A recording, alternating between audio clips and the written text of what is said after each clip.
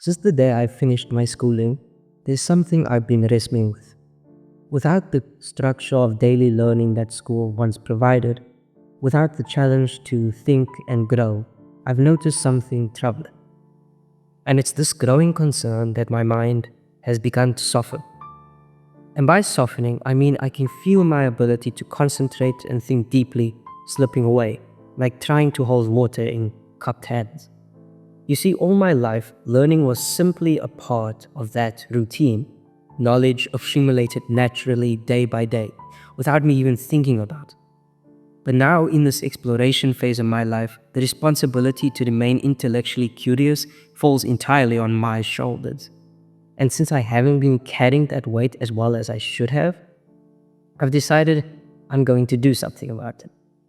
It's not about because I think everything in life needs to have some deep philosophical meaning, but because I believe our minds are gifts from God, and like any gift, they deserve to be maintained and cultivated. So today, I want to share with you my own little guide on sharpening the mind.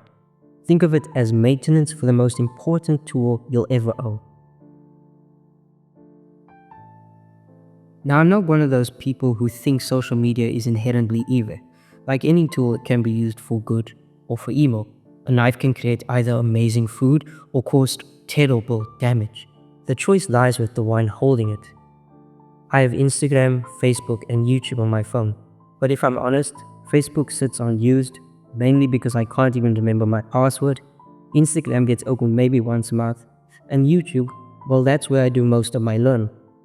But even YouTube can become a trap when you start jumping from video to video and never really absorb anything deeper. Like trying to drink from a fire when what you really need is a steady stream from a well.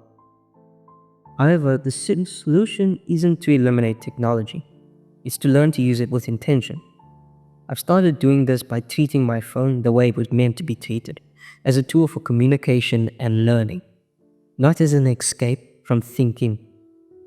When I find myself reaching for my phone without purpose, I ask myself, am I seeking to learn something or am I running from something? The answer usually tells me whether I should pick it up or put it down. We travel so much that carrying physical books has always been cumbersome. And since I don't like reading on my phone, I've grown used to avoiding reading in the first place. But something that's been working for me is building what you might call a reading syllabus. Not because I'm trying to impress anyone with fancy books, but because structure breeds progress, and progress breeds confidence. The way it works is simply by dividing my reading into seasons. Winter calls for deeper, more contemplated works, books that match the quiet snow and the length of dark evenings. Spring asks for stories of growth and renewal, books that make you want to plant something and watch it grow, and so on and so on. The beauty of a reading plan isn't that it limits you, it's that it gives you direction when you don't know which mountain to climb. And as I've learned, when you don't know where you're going, any direction is the right direction as long as you're learning something. This might sound simple, but it's been one of the hardest changes to implement.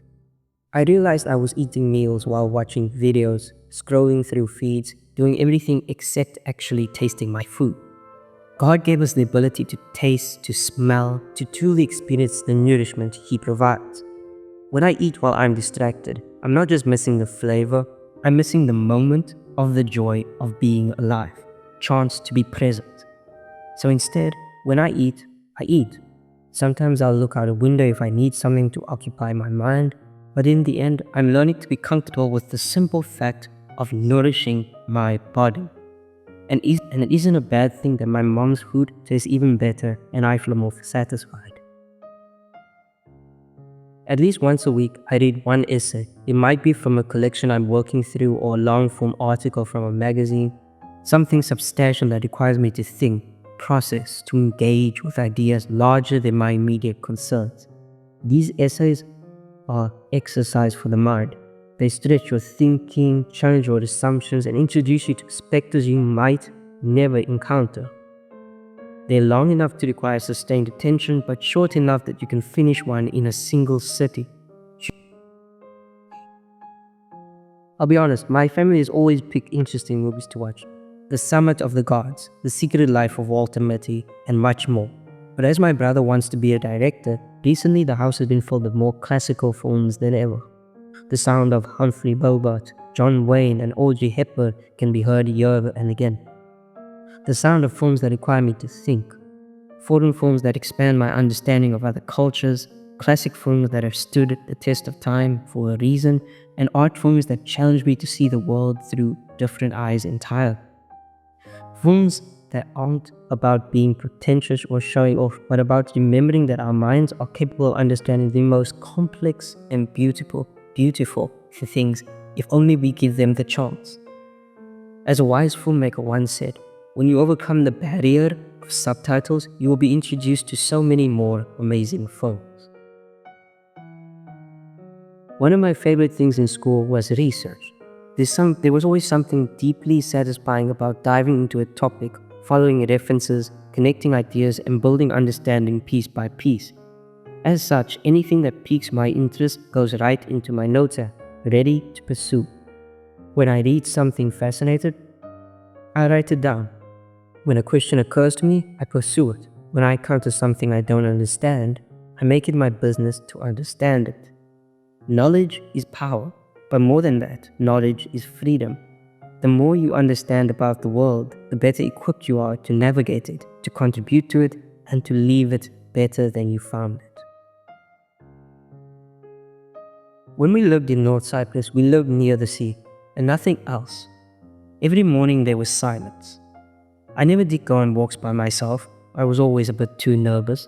But if I could go back to the pebble-lined shore, I could take that walk. Not with podcasts or music playing in my ear, but in complete silence, or maybe listening to one album from start to finish. Walking is medicine for both mind and body. It gets your blood flowing, your thoughts moving, your perspective showing. I owe some of my best ideas to walking. I mean, what do you think made me come up with this channel? And listening to a complete album in the order the artist intended, that's become a lost art, but it's a beautiful one worth recovering.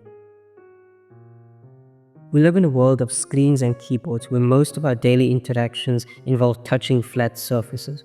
But God gave us hands capable of creating, building, and shaping the world around us.